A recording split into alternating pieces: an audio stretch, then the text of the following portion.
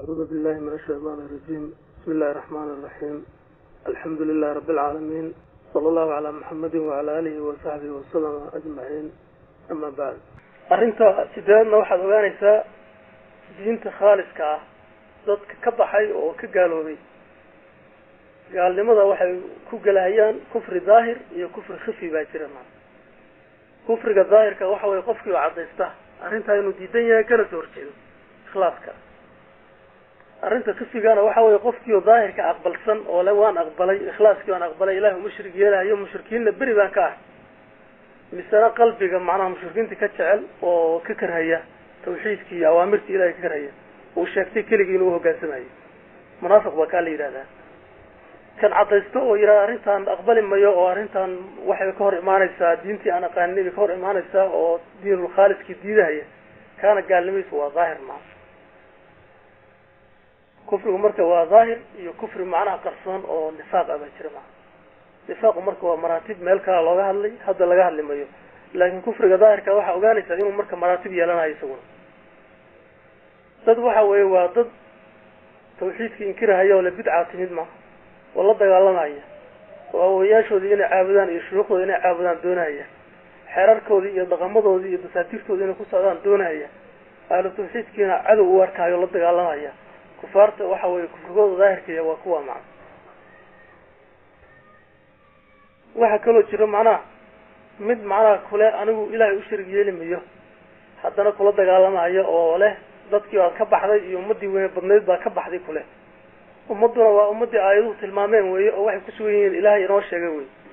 dadkana waxa lagu qiimeynayaa waa kitaabka ilaahay weey kitaabka ilaahay baa lagu fiirinayaa isaga minzaar ah dadna waxa weey kitaabka qolada meel buu geynayaa weey kitaabka ilaahay waa xakama isaga laga dambeynaya hadduu yiraahdo qolada daaquud bay raacsan yihiin kitaabku yiraahdo daaquud bay raacsan yihiin baa lagu xirayaa waa dhamaataan intii haddii la quraanku yiraahdo ummadana waa muwaxidiin oo daaquud ku kufriyeen oo amarka ilaahay amar aan ahayn ma qaataana ummad muwaxidiin oo muslimiin baa lagu xukumayaa way laga shakilay kitaabka laga dambeynaya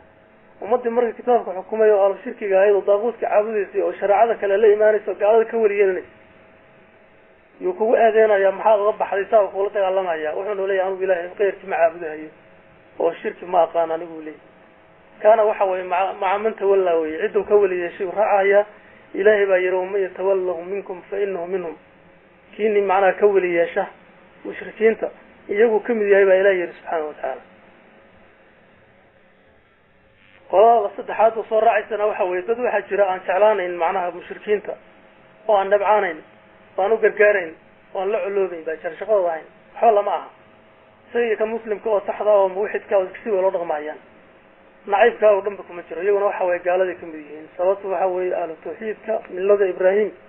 ذاتك يستوى حوي بغضابة كشفت معنا قلبي وأنا نعيب آل الشركة وجرى وأن عبيهين عذاوت بانا كدع معنا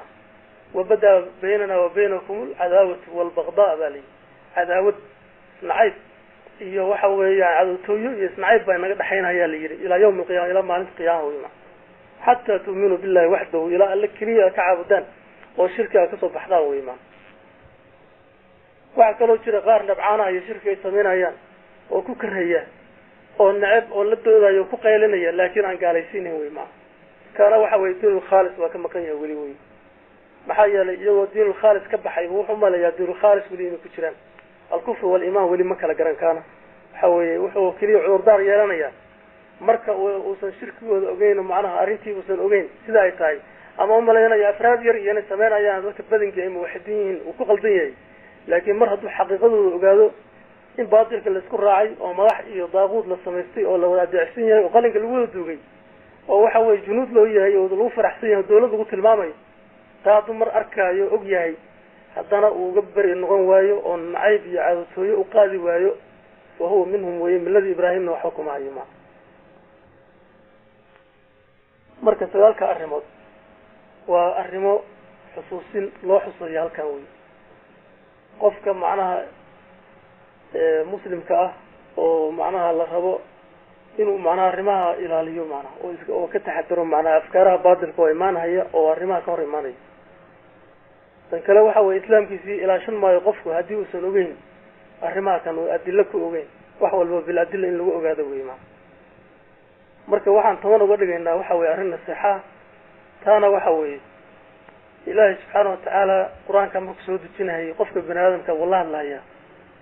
jannadiisa iyo naartiisii baana laga hadlaaya wixii jannada ku geli lahayd nicmada badan oo lagu waarahayo iyo wixii naarta ku geenaya laga hadlaya maadaama arrintu saas tahay waxa maanta laga wada hadlayo la isku haystana ay tahay qadiyada diinul khaalis la isku haysto oo arrinta lagu muransan yahay arrinta ninkii haystana la isku raacsan yahay diinul khaalis waxa haystaa inay janno galayaan wixii aan haysana naar galayaan diinul khaalis fahamkiisina lagu kala tagay qofka inuu safudaysan oo waxa weeye qoladan baan aqaan ama qoladan baa isoo horumartay usan oran